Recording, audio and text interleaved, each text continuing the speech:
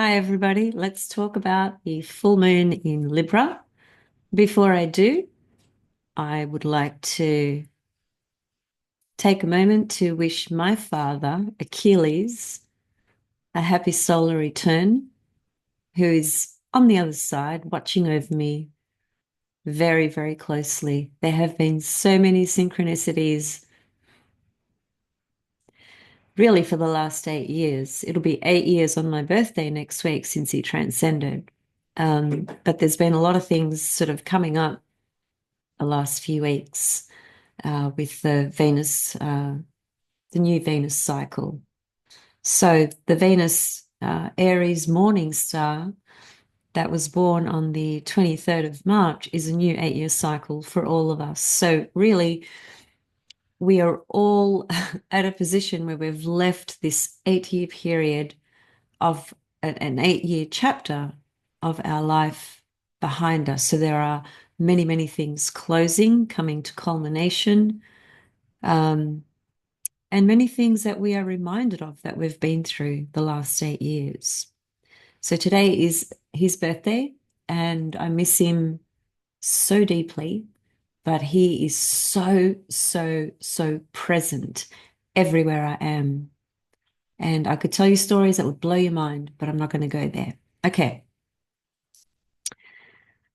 The full moon in Libra, which occurs in a few days' time, is quite interesting. First of all, we need to think about it from the point of view of where did this cycle begin? And where it began was 2 weeks ago at the Aries solar eclipse. When we are looking at a full moon, we're not just looking at the one day of the full moon, we're considering the whole cycle. So where did it begin? Because we are now at the halfway point. That's one thing to think about. The other thing, of course, to think about is where is Libra in your birth chart? Therefore, that's where the full moon will be. The other thing that's really, really important is that the solar eclipse in Aries that started this cycle where we are coming into culmination with is that the solar eclipse that occurred 2 weeks ago is the last Aries solar eclipse until 2033. So that's another thing to consider in these new pathways that are opening and in many chapters that are closing. This full moon in Libra has characteristics virtually identical, in fact, identical but rearranged in slightly different patterns, with Mars and Chiron, and the full moon in Libra in October of last year had the same configuration, and the it was the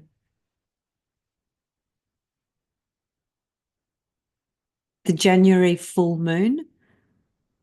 That's right. So the October full moon and October last year and the January full moon this year and the full moon we are about to step into all involve features with the archetypes of Chiron and Mars.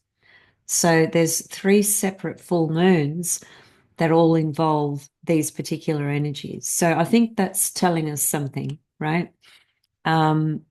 I'll go into that in a moment. So the other thing, of course, is that this full moon is ruled by Venus because Venus rules Libra.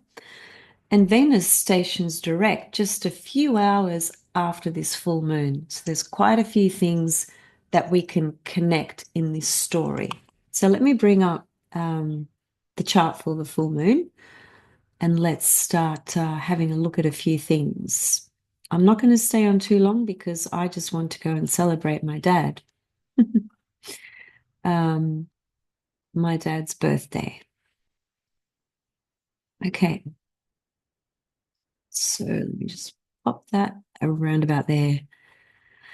Alrighty, so this is the full moon, which is on the 12th or 13th of April, depending if you're in the northern or southern hemisphere. It doesn't really matter where everything is located. This is the chart for the full moon. This is important, but it's probably more important to look at where the full moon actually is in your birth chart, which is at 23 degrees of Libra. Let me just grab a little assistant just to point to things to make it easier. So there's the full moon, okay, opposite the sun, which is what a full moon is, sun, moon opposite each other. Look at Chiron. It's exactly 23 degrees. And there's Mars at 27 degrees of Cancer. So basically, we have a T-square, okay, from the full moon to Mars, the sun conjunct Chiron, and of course, the moon opposite Chiron. So what are the two key players here? The two key players, regardless of the ruler being Venus, the ruler of the full moon being Venus, the big players are Chiron and Mars. So these energies are very, very raw, Chiron, and very, very sensitive, volatile, Mars in Cancer.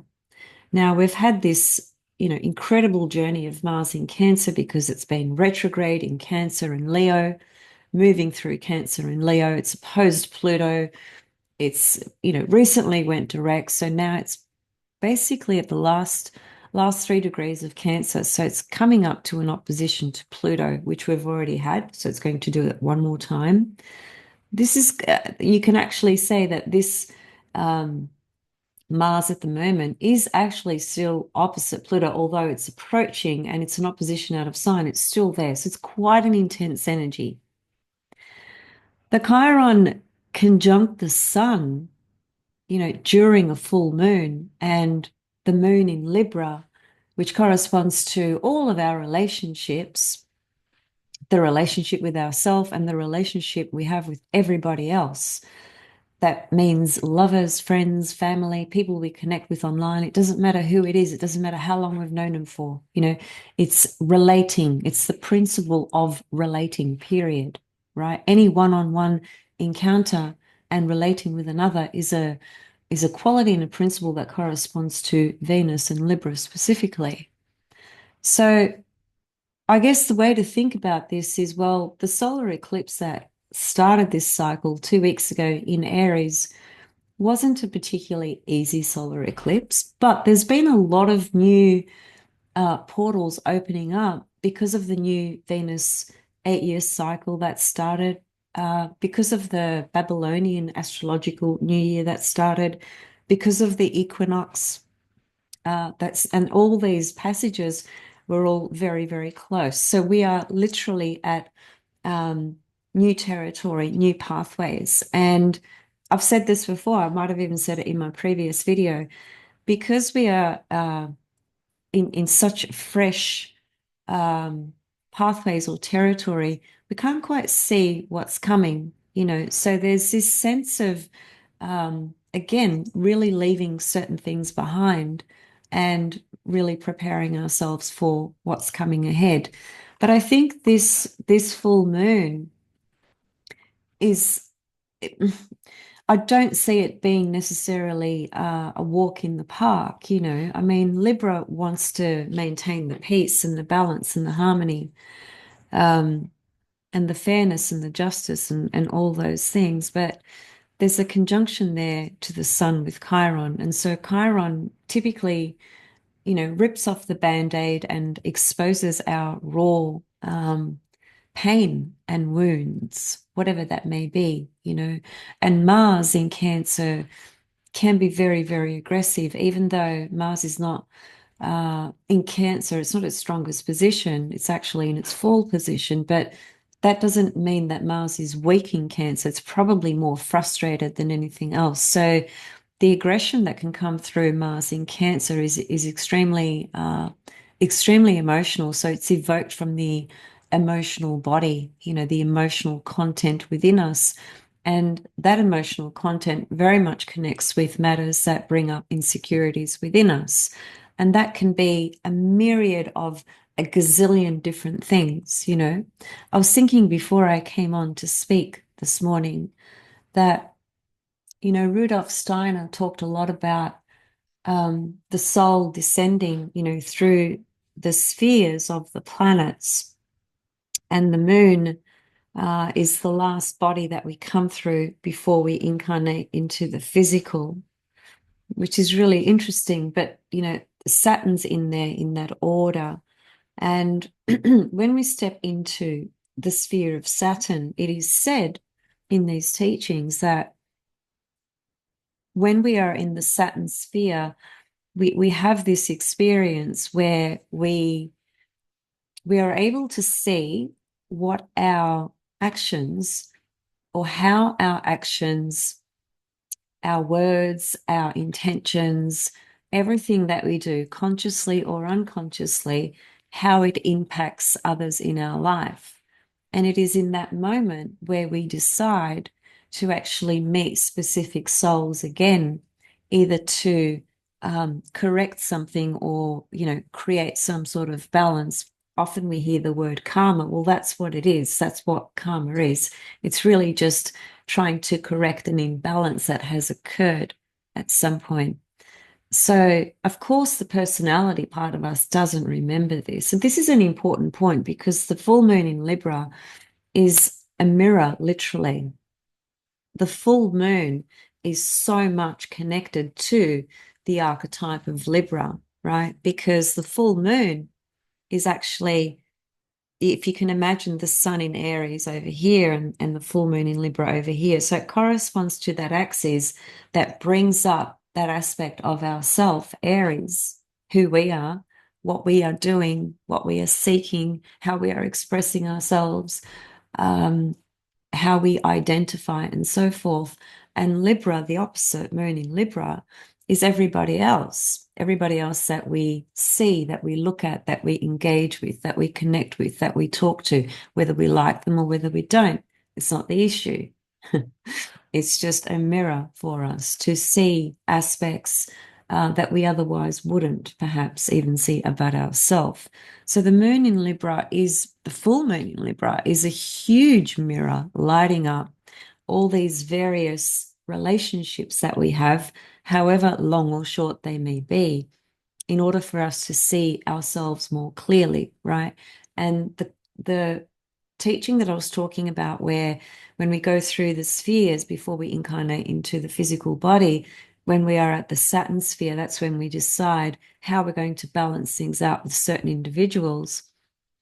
The soul, therefore, has a vision of its destiny already before we are even born. It knows exactly what it's going to do, where it's going to go, and how it's going to do it. The personality, for the most part, usually tries to interfere with that, because the personality has its own objective, its own agenda, its own identity.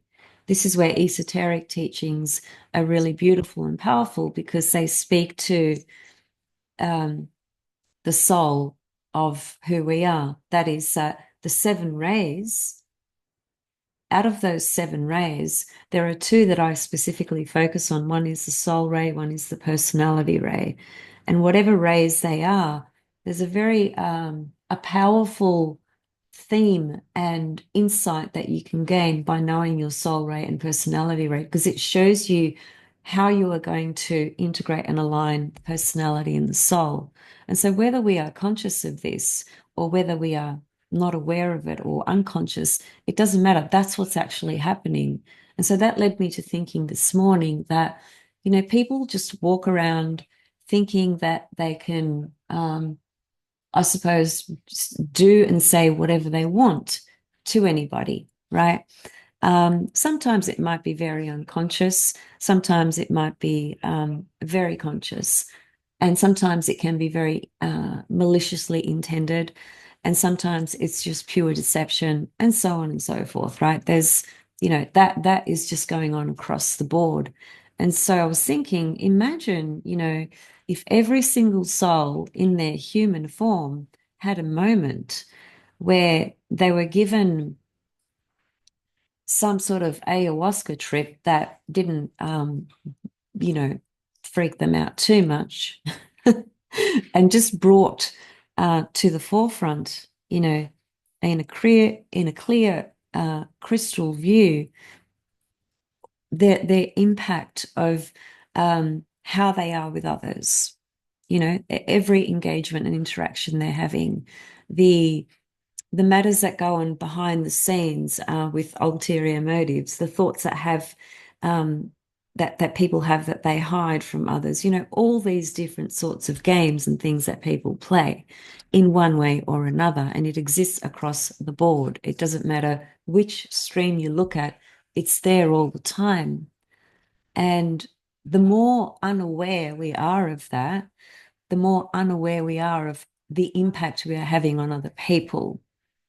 This is very much about moon in Libra, full moon in Libra, because as I said, the full moon in Libra is a mirror of ourself and others. So that's something to consider when we're thinking about a full moon in Libra. And also because it is Venus ruled and Venus, you can see here, she's already stationed. See the little S just underneath here? This is showing us that she's just stationed direct, right, during this full moon. And this is quite important because Venus has been retrograde the last 40 or so days and nights. That's been a very specific journey unto itself. The retrograde has meant that she's been in and out of Aries and Pisces. So there's been this very specific sense that many things are finishing, Pisces coming to completion. Some of those things might be very difficult and there might be a lot of sadness associated to it. Some things could be really encouraging and inspiring and just exciting as well. Aries, the Aries component. And don't forget, Venus did not go invisible in most parts in the northern hemisphere. Venus is now the morning star, which means she's Pallas Athena. And Pallas Athena, according to the Babylonian tradition, is the most stable in relationships, actually. So Venus is already the morning star, Pallas Athena. If you go out into the eastern, into facing the eastern horizon, very early in the morning, you'll see Venus rising before the sun. This is what we're going to see for the next several months, right? A beautiful sight to see. I keep encouraging people to make the effort to do so and just embody her vibration and energy. So this new 8-year cycle with Venus and now Venus stationing direct here and a full moon in Libra, there's obviously a lot of layers that speak to relationships and the new relationships that we are starting to birth in our life and the ones that we are leaving behind. And some relationships that we leave behind might be relationships that have left quite a sour flavor in your mouth. Some might be the most divine, exquisite connection that you've had, and that person is not in the physical anymore, and you've had to let them go. So there are so many variations, right? When I think about my dad's birthday today and this new 8-year cycle with Venus, it's quite phenomenal because when my dad transcended, which was 8 years ago next week, that's when I started this YouTube channel. It was because of him that I started speaking the sacred language of the stars, something that I was born to speak, that I'm extremely grateful for, publicly through YouTube. It all happened when my dad left this world. It's because of him. So here I am 8 years later. There's so much that has happened in my life in 8 years, as there is for all of you. So this is a really powerful full moon from that perspective to show us the relationships we've had, the connections we've had. I think the Chiron will still bring up some raw spots. That might be because we are going through difficult passages in certain relationships still, or that we are still healing from a really painful relationship, for instance. There are so many variations, but it's all pointing to relationships. Although this particular energy is quite challenging because of the Mars and the Chiron, I guess it's just about checking in on ourselves and seeing that we're not projecting that Mars in Cancer unconsciously onto others, which people do all the time. I have this very bizarre, unhinged neighbor who tends to do that a lot around here, unfortunately. It's just a minor example of, and because every time she goes off, there's something happening with Mars and Chiron. And yeah, it's just quite, I observe these things all the time. That's just one example. But this is an individual who, sure, is going through their own journey and their own pain and suffering, but it is a very, very, very unconscious individual. The more unconscious we are, the more fated we are. So it is about having awareness about what we may be projecting onto others. And not a lot of people can do that very well. That's just a fact. So with the Sun Chiron, it is about looking at how we've grown within ourselves. Chiron's been in Aries for quite a few years now. It's one of the signs where it spends the longest time, and it's still got a while to go. It's 23 degrees, so we've still got a while for Chiron. We're going to see Chiron and the Sun together again next year, for instance, and I think the year after that again. So that means that we've still got more work to do on ourself, Aries, self. Chiron, healing ourself.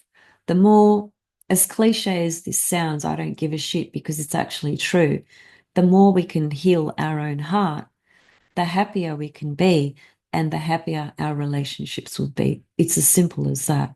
So this story here is very much connected to what's been, what's finished, and what can be clearer to us from the full moon in Libra about all of our relationships. And it's new journeys, new paths. Venus, stationing direct, new 8 year cycle, morning star, Pallas Athena. As I said, Pallas Athena is known to be much more stable and loyal in relationships versus the evening star. The evening star Venus and the morning star Venus are completely different in every single way. One is represented by Aphrodite, the goddess of love. That's the evening star. The morning star Venus is represented by Pallas Athena, the warrior goddess, the goddess of justice and wisdom. And she's just a lot more stable and loyal, and works at her relationships in a very matter of fact, head on kind of way, very Aries type of energy, actually. The thing with Venus, so which I'm not sure if I'll come back to speak to, I might if I have an opportunity, but just know that she's stationing direct, and so she is conjunct Ceres. She is going to be conjunct Saturn tomorrow. Then, a day or so after that, she'll be conjunct the North Node. Then she'll conjunct Mercury. Then she'll pass over Neptune in Aries. That's when she'll be 0 Aries, 0 or 1 degrees of Aries. So she's got to pass over this whole clan over here. And each one of these little portals is going to open something up, show something to us, reveal something to us, bring something to our awareness that has very much to do with what she has been working on internally as she has been retrograde the last 40 days and 40 nights. And so part of what's going to show up is again an opportunity to address, to become aware of, to clear, to complete, to recognize, to own, to acknowledge, to be accountable for whatever it is, so that we can again, create that fresh garden, if you like, that fresh, beautiful fresh garden of roses for Venus to start her new 8-year cycle, because this new 8-year cycle it's literally a new chapter in our life, and it's huge, especially with Neptune ingressing into Aries as well, virtually at the same time. The equinox, the Babylonian New Year, the Western astrological New Year, 22nd of March. There's so many new things going on. This year is probably one of the most phenomenal years in this decade, I think, really, with all the massive changes, Pluto in Aquarius, Uranus is going to go into Gemini, new 8-year cycle with Venus, Neptune in Aries, Neptune and Saturn conjunct in Aries. These are really extraordinary times. And for the most part, we're still not quite sure exactly what that's going to look like. But we certainly, I think, can all agree that we know certain things have absolutely finished and they will never return, because the only thing that's certain is impermanence. That's it. So, one other thing about the full moon in Libra, which is a bit of a highlight, I guess. Well, it is, but it's conjunct the one of the most beautiful, powerful stars called Spica, who sits at 23 degrees Libra in the tropical zodiac, but she's part of the Virgo constellation. So in the Babylonian zodiac, she's at about, I think, 29 degrees of Virgo, right? In any case, in the tropical zodiac, this moon in Libra, this full moon in Libra, is conjunct Spica. Now, that might not mean anything for many people. It's impossible to know, because how could I know the answer to that question? I couldn't ask every single person. But what I do know is that if Spica is one of your stars, then when a full moon in Libra comes along and it's at the degree of Spica, that usually is something quite sweet and quite nice and quite beneficial or quite magical. Or it could be a great source of protection in a moment just when you need it. There's a lot of different things about Spica, but ultimately she's the most spiritual star, and she's one of the great protectors. So she's got nothing but good to bring. So if she's one of your stars, meaning if she's next to your sun or your moon on the ascendant, on the midheaven, I think I would pay attention to the descendant and IC as well. But the strongest points are the ascendant, midheaven, sun, or moon, relative to having Spica as one of your stars at birth. They're the strongest points. So that's just a nice way to finish off, I guess, this full moon in Libra presentation. Hoping you're all doing well, and I will see you all very soon. Reach out if you'd like to explore some things in your chart, whatever it may be. Yeah, there's no limit. You know that expression, sky's the limit? The sky is not the limit, because this sacred language is it's infinite. And I posted something about this the other day, and I said that the language of astrology it's one of the greatest gifts, and we just need to learn to understand the language, which takes lifetime after lifetime after lifetime. And Achilles, happy birthday. I love you, and thanks for protecting me on Saturday night. You know what I'm saying. See you soon, everybody.